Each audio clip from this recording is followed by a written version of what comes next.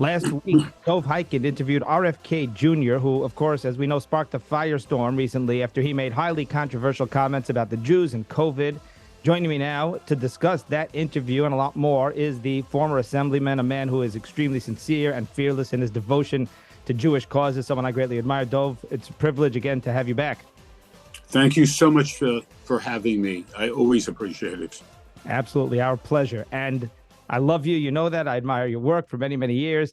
I do want to call you out a little. You gave RFK a platform. Now, you asked him very tough questions. I mean, you grilled him, and I give you a lot of credit for that. But, and let me preface, I don't believe that RFK is an anti-Semite, but he stokes anti-Semitism. He met with Farrakhan. You discussed it with him. He has not shown remorse. He has not apologized. He even said that he would consider doing it again. And, of course, the comments about COVID, Roger Waters. So there's a lot of history here. So does he hate Jews? I don't believe it. Does he love Jews? Maybe, but he incites hatred of Jews, and I did not see remorse. And what are your thoughts about that? Well, Robert Kennedy reached out to me a couple of months ago. I didn't reach out to him. He called, literally. He called and he said he wanted to meet with me, talk to me. This was even before the most recent COVID remarks. And of course, my reaction was, absolutely, of course. You want to talk to me? We'll have a real dialogue and so on. Nothing happened 2 months ago when he first called because of schedules, whatever. I was in Israel. But literally, while I was in Israel, after the remarks, the most recent remarks about COVID, his people reached out. He personally spoke to me. He said, I'd like to talk to you. I said, listen, not a problem. But we're going to have a serious discussion. You know, the things that you said are very problematic. We made that very, very clear. So last Tuesday, literally the day I got off the plane from Israel at 5:30 in the morning, and he was at the house. He came to my house, and he was here at 10:30, and we actually had that dialogue. You know, everyone can watch it on YouTube and many other venues. We asked them the tough questions.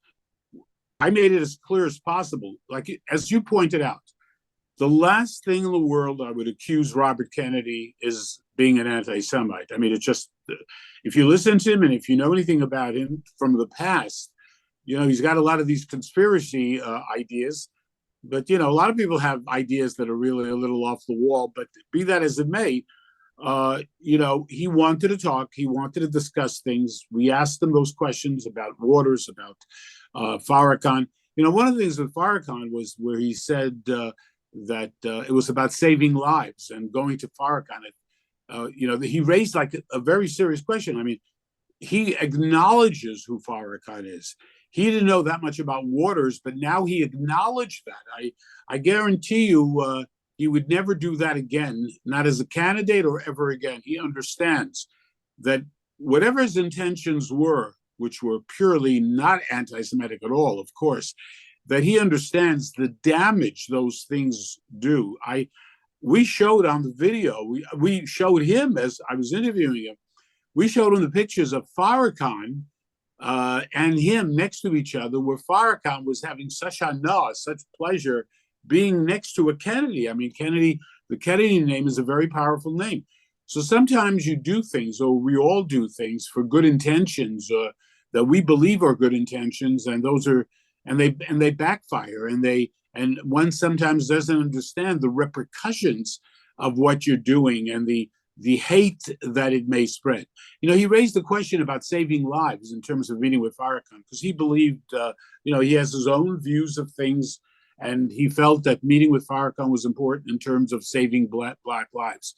And he raised the question, which was a question even to me, you know, would I meet with someone evil, if I could save a life? Would I do that? I mean, it's a real question. If I knew there's a possibility of saving a life, would I meet with the worst person in the world? You know, someone said to me, there's even, you know, in terms of halachic things with regard to that if you could actually save a life, then you should do that. But the bottom line is this: those things that he did, the intentions were not, God forbid, to attack Jews and in any way to be anti-Semitic, just the opposite. And he there's no question he realizes that those things were very harmful. look, he's running for president. They didn't help his campaign. It took away the focus from so many of the things that he speaks about. And that's one of the things, Yankov, I obviously want to discuss, because on the questions of Israel, which are most important, at the end of the day, to me, Israel, the well-being of Israel is the most important thing in the world. And let me tell you, question after question that we asked about the real tough things about Israel, this guy was unbelievable. And we'll get into Israel. He was amazing. But hang on, we'll get into Israel. But here are the things. Number one, intentions. Look, we all know about intentions, and intentions, they do not, why there are certain things that intentions simply do not justify. But here's my problem. If I'm going to meet with Farrakhan and I'm going to have some kind of justification, I'm going to play the clips, by the way. I have a couple of clips of you, clip of him with Shmuley Boteach, and you did it's a riveting. I encourage everybody to go to YouTube and watch the entire interview. It's riveting and very informative. But a guy like RFK, first of all, he claims certain things he doesn't know. He knows a lot. This is a man who's well-read. He knows how to research. So he said he knew Farrakhan was an anti-Semite. He didn't know to what extent. Hard to believe. Roger Waters, I'll give him a pass. But if I'm going to meet with Farrakhan, would he meet, like you raised? Would he meet with the Ayatollah? Would he meet with Osama bin Laden? It would save a couple of Muslim lives. Interesting moral dilemma. However, if you're going to meet with Louis Farrakhan, the first thing you're going to do is the minute you're done with that meeting, and the pictures he said he regrets, but he used the word optics. I'll play that. The minute you get done with that meeting, you're going to say, Louis Farrakhan is a vicious, evil person. I completely condemn everything he does. I don't condone it. However, this is a meeting that I have to have. If you're going to do it and you're going to do that damage, you're not going to, years later, meet with Dov Hikind on a podcast that's not exactly a national podcast. They have a lot of followers and people are very impressed with it. And just like kind of ignore it and then say, well, you know what, maybe I would do it again. No remorse, no apology, no condemnation, and the COVID comments, and I'll play some of those also. Those are very damaging because he invoked an old anti-Semitic trope, connecting Jews with being responsible for plagues or being immune to plagues. And even that, first of all, it makes no sense because it was offensive to the Ashkenazi community because you know how much we were ravaged by that.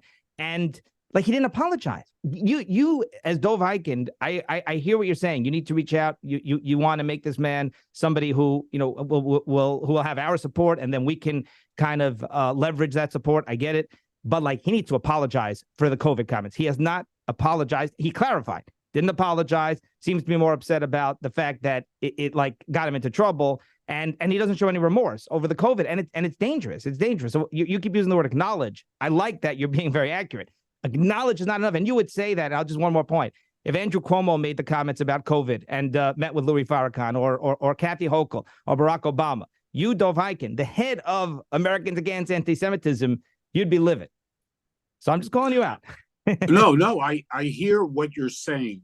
And as someone who has been involved my entire life on the issue of anti-Semitism, and I'm not just talking about 36 years in the assembly, I go back to JDL.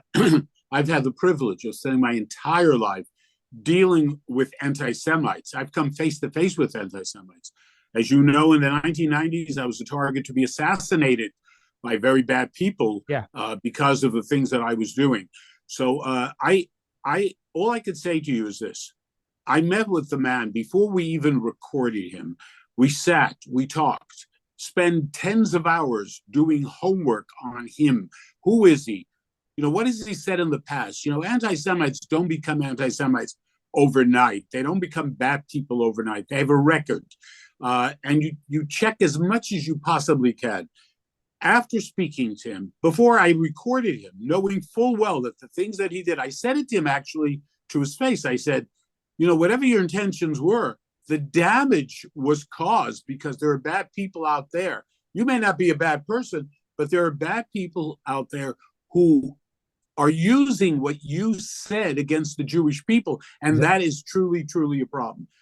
At the end of the day, the private conversations, the public conversations, by the way, going to him to the Ohel, he wanted to go to the Ohel. I don't know any anti-Semite that wants to go to the Ohel to visit Lubavitcher Rebbe. Yes. And by the way, I was next to him in the Ohel.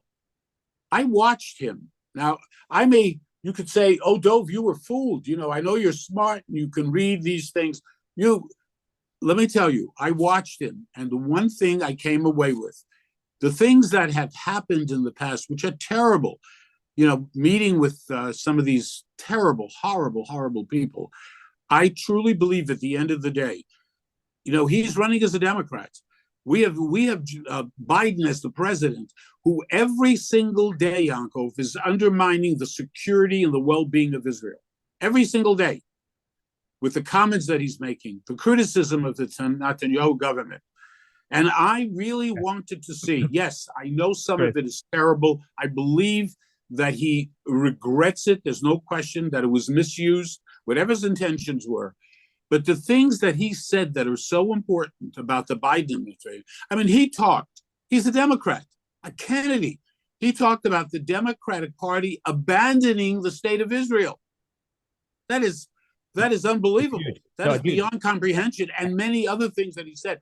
By the way, I just want to tell you, it wasn't on tape afterwards. The word in the conversation with people that were at the studio, the word Palestine came up. The origins of the word Palestine. And I said to Robert Kennedy, I said, do you know how Palestine came about, the name Palestine? Before I could say another word, he gave me a whole history lesson that few people are aware of. That Palestine, it's something the Romans did to change the name of Judea so the Jewish people would forget their connection to their land. How many people know this? And he was like, he didn't just know it. He just talked for 10 minutes about the whole history. He really gets it. Yeah, so, you know what I'm saying? So got a lot of knowledge. I'm not taking away, Yanko, from what you're saying. And by the way, I have absolutely no regrets. I intend to have him for a Shabbos meal with his wife. He's agreed to do that. I've mentioned it to anybody. Because I see someone here, listen, I've read some of the stuff, the conspiracy stuff, okay? Today we live in a world where there's conspiracy things going on in the Republican Party, the Democratic Party, the craziest things in the world. But I think, this guy, Robert Kennedy Jr., is brilliant. His positions on Israel, the way he spoke about the Palestinian Authority, how they pay murderers, people who murder Jews, the families get stipends every single month. And he went on with powerful, powerful stuff. But and I think that's extremely, extremely important at a time like this. I hear you. Yes. Yeah. And I want to point out, being pro-Israel, and I hear you, and I'm not negating what you're saying. I think we understand each other. I think we respectfully disagree. Being pro-Israel does not make you not a philo-Semite or somebody who's not an anti-Semite. I want to be clear. And I know you're not saying this, but I think this is important. I don't want this to get lost. Like being someone who's anti-Israel usually is, Rashida Tlaib and Ilan Omar. Usually, right. You're a BDS supporter. You're an anti-Semite. Why are you singling out Israel out of all the other countries in the Middle East that are viciously worse? And Israel's a wonderful democracy. But being pro-Israel, if you happen to think that Jews control the media, whatever other conspiracy theories, and again, I know he's not an anti-Semite, but I don't want to conflate those things. I want to be clear, and you're not. And I want to just clarify that. I want to play you a clip of your conversation with RFK. Again, my concern is that I don't want Dov Hikind, who literally the leader at this point, the leader of the anti-Semitic mission and movement in America with Americans Against Anti-Semitism. I don't want you to be that trophy Jew who there's a pattern here. There's already the three things. There's the Roger Waters and Farrakhan, and now the COVID thing, and what I call a lack of remorse. I want him to come out and say, I'm truly sorry. I hurt the Jewish people. I said dangerous comments. I haven't heard that. So that's my fear. Is I don't want you to be that guy, you, Shmuley Pateach, and others, where we'll play it here. You literally said to him, Farrakhan meeting with a Kennedy is the ultimate legitimization of Louis Farrakhan. I don't want it to be that RFK meeting with Dov Hikind, now he can go and make other. And I think he's going to be more careful from now. But I just want to be clear what my concern is. Let me play you. Let's listen to this clip. Louis Farrakhan has been preaching hate in this country for the last 40 years. Yeah, so let me tell you what happened. I wrote a book around, I think, 2016, 2015 called about mercury in vaccines. And I had written an article saying it's not in all the flu vaccines at this point. It's in the multi-dose vials, and those multi-dose vials are going mainly to Black neighborhoods and to low-income clinics.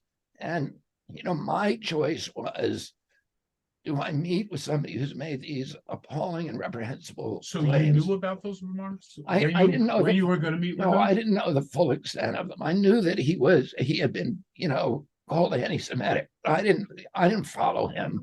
But wasn't that a responsibility you had Well, yeah, of course. to check out Of someone course, like Farrakhan? but let me ask you this.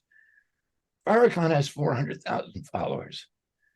And these kids, no matter how reprehensible and appalling he is and how odious the things that he said are, do I, because of my expertise in this area, have an obligation or a duty to do everything I can to prevent even one of those kids from being pulled? So even today, if I had to do that over again and I could save even one child, I'm meeting with a man who is, who's the most appalling and reprehensible racist anti-Semite in the world. I would have to think very about the moral implications of that. And there's no one else but Farrakhan to bring the message to the Black community. He has 400,000 followers, and who take his word and the word of the nation. No, there is nobody else I could have gone to, and they invited me. That's what I did. But Robert, the other side of the coin for the story is that by your meeting with him, it's a certain legitimization. In fact, I looked at the pictures that Farrakhan put out. I've never seen him so proud as he was standing with you. That's part of that problem. I understand that. And I shouldn't have had those pictures taken. And that, I think, was my gravest error. But of course, I don't endorse anything the he says. legitimization of Farrakhan by Kennedy, I mean, that's like unbelievable. Yeah, but I've always, and this is not an excuse, I'm not justifying it. I told you the reason. But you're not sure you would not do it again? If I could save a child, I think there's arguments on both sides. But you realize that the damage it did. I realize the damage that, that I realize that it's not good optics. Let me put that mildly. Okay. You were great. Yeah, you couldn't have done a better job.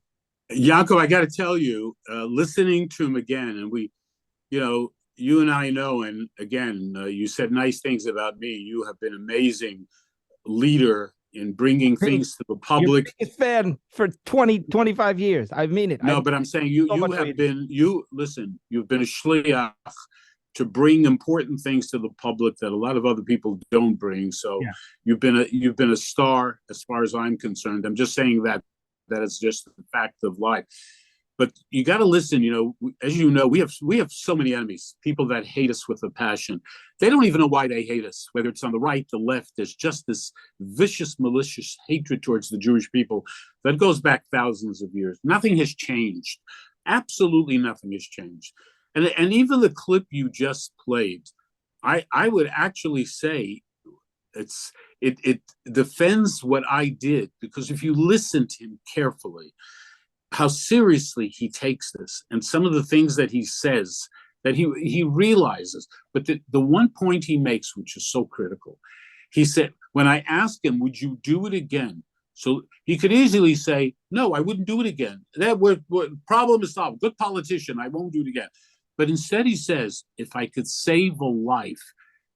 He made me think, and a lot of other people, we had a whole discussion with 20 people on that subject. How far do you go to save a life? Even if you have to meet with a Farrakhan, or even worse than Farrakhan, if you could save a life. Jews met with the Nazis, as you know, in Hungary, and with Rudolf Kessler, and so many other things where Jews met with Nazis to try to save lives. So as terrible as it was, but let's listen to the heart of Robert Kennedy. What kind of person is he? Yes, he said things that bother us, no question about it. But what kind of person is he?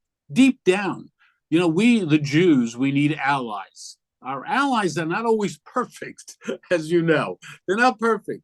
Here you have somebody. His name is Kennedy. Whatever you think of him, he's a Kennedy, okay? His father was murdered by Sirhan, who admitted that he murdered him because he was pro-Israel.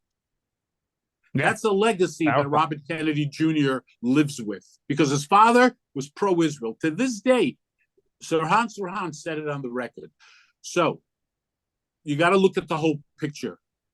Would I have reached out to Robert Kennedy? Like, oh, okay, let me get Robert Kennedy to do an interview. No, I would not have. Okay. But he calls Dov Hikind, of all people in the world. I'd like to meet with you. I'd like to talk to you. I'd like to come to your home and have a conversation. And before we've interviewed him, I want to see who this man is. I want to see what he's made of. Now, I could be fooled like everybody else. We're all human. But I want to get a sense of who this guy is. Yaakov, if you would have been in the room with us, you would have felt no different from me. You may have been tougher even with him on these things, but they happened. And I think he realizes that he truly, he said to me, and he said it publicly and so on and so forth, that he realizes mistakes that he made and he needs to be careful, and those things will never happen again. And time will tell.